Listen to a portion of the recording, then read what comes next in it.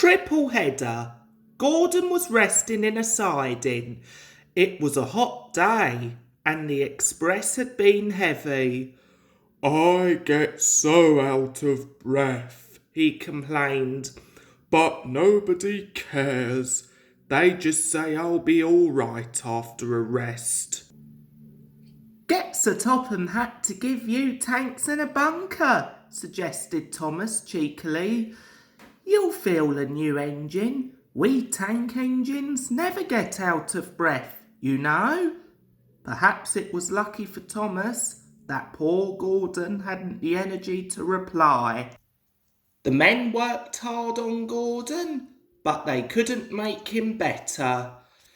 "You need new tubes, Gordon," they said. "You'll have to go to the works to have them fitted." While Gordon was being mended, Henry pulled the express.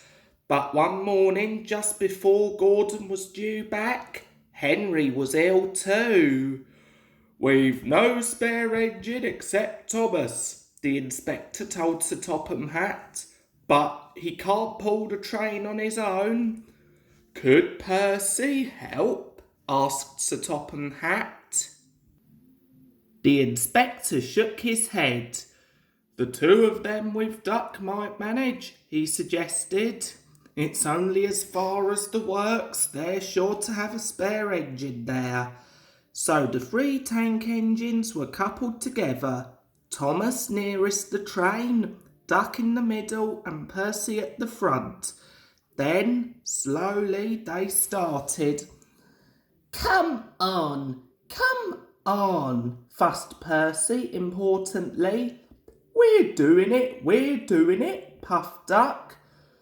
Pull harder, grumbled Thomas to the others. The heavy train drew out of the platform. The engines couldn't go as fast as Gordon, but the passengers didn't mind. They knew that Percy, Thomas and Duck were doing their best. Expresses are not like branch line trains. They don't stop at all the stations, and the engines don't have a chance to get their breath back. Soon the three began to feel tired. They struggled valiantly up Gordon's hill, but the strain was beginning to tell. "I'm glad we didn't stick there," thought Thomas. "Gordon would never have let us hear the last of it." But the hill proved too much for Percy. His driver blew his whistle and stopped the train. "We can't take you off, Percy," said Thomas's driver. "Do the best you can to keep your brakes off. It's not far now." This made things harder for the other two, but they struggled gamely on, twin columns of steam shooting high into the air. We're nearly there, puffed Thomas and Duck, together as they summoned a last brave effort. Poor Percy had no steam left to say anything.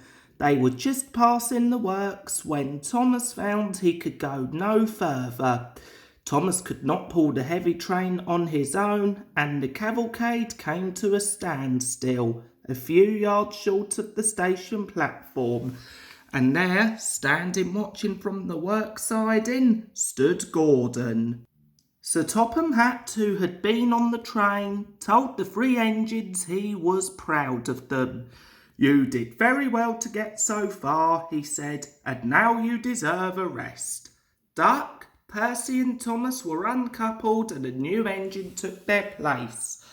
As the tank engines moved wearily away, Gordon looked at Thomas and smiled. Then he took 3 deep breaths and winked.